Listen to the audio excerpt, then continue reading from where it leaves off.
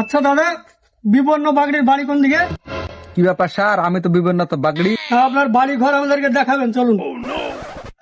কি ব্যাপার, আমার কানে বাড়ি দেখতে চাইছে?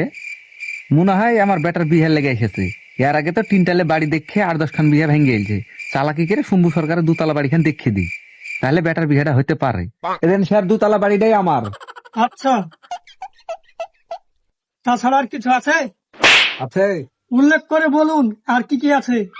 এই দেখেন স্যার, দেখতে পাচ্ছেন না, এই মাথা থেকে এই মাথাটা যে পুরোটা, এই 10 বিঘার দাগটা পুরোটাই আমার। আর মাঝবেড়াতে 3খান দোকান আছে। আর ডোমকলে যে জুয়েলার্সের দোকানটা হলো না, ওই দোকানটাতে আমি 20% শেয়ার আছি। আচ্ছা, কি ব্যাপার স্যার, কিছু বললেন না? কিলে কিলে চলে যাচ্ছেন? বারবার গরিব মানুষের নামে ঘর আছে, আর বড় লোকেরা পায়, গরিবেরা পায় না। তাই আমরা প্রধানমন্ত্রী আবাস যোজনার পক্ষ থেকে সার্ভে করতে এসেছিলাম। আপনার তো অলরেডি দুতলা বাড়ি আছে, তা আপনার নামটা কাটিয়ে দিয়ে গেলাম।